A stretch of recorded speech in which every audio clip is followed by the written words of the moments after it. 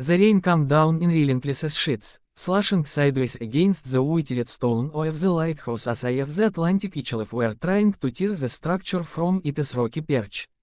Inside, the air was thick with the smell of lamp oil, damp wool, and the faint metallic tang of rust that had crept into every corner over decades. Elias Thorne sat at the scarlet oak desk beneath the great lens, his shoulders bowed under the weight of more than just ash. The logbook lay open before him, its pages filled with his neat, slanting handwriting, entries dating back to 1968, when he had first climbed the stairs as a young man of 25. Tonight's entry was brief. 14 December 2025. Wind NW Force 9, Gusting 10.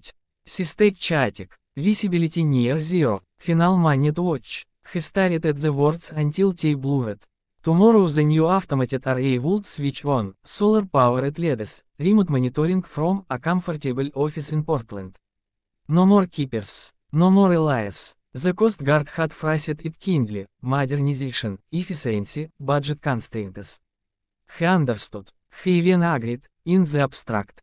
But the abstract had never kept him warm on nights like this.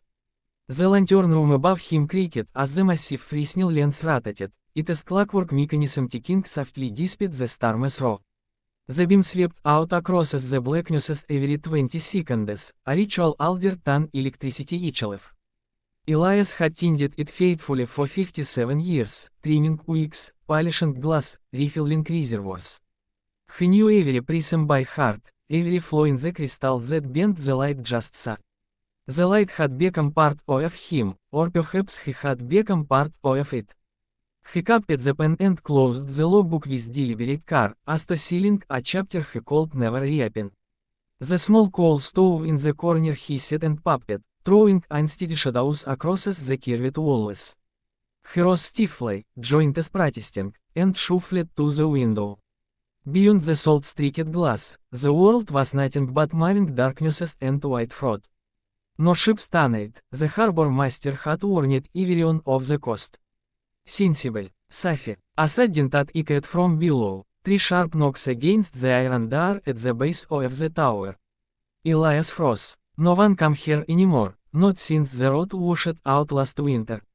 Supply deliveries arrived by helicopter now, and even those had stopped months ago.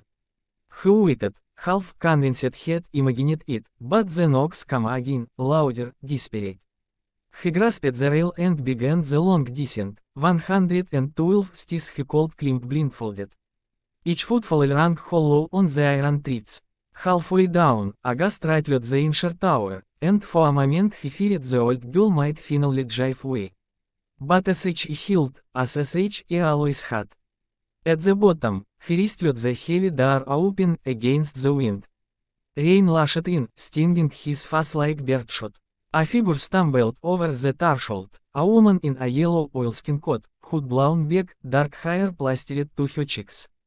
In her arms she cradled a child, a boy no older than 5, limp and pale, wrapped in a sacked blanket.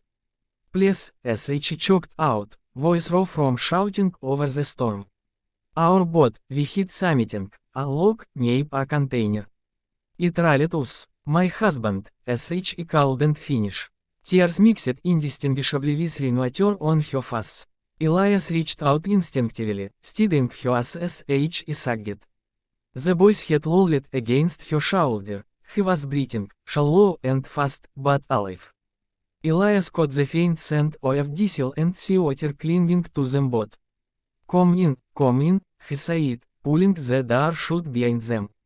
The wind's howl cut off abruptly, replaced by the steady slow crackle from the keeper's quarters above the entry. Up the stairs, slowly now. There is heat. She nodded, Toix hasted forwards, and began to climb. Elias followed, one hand on her elbow, guiding her past the storage rooms and up into the small living space he'd occupied alone for longer than most people's marriages. The room was Spartan, a narrow cot, a table, 2 chairs, shelves of books yellowed with ash, a battered kettle on the stove. But it was warm, gloriously warm after the night outside. He seized the boy from her arms and laid him on the cot, peeling away the sodden blanket. The child's lips were blue, but his chest rose and fell.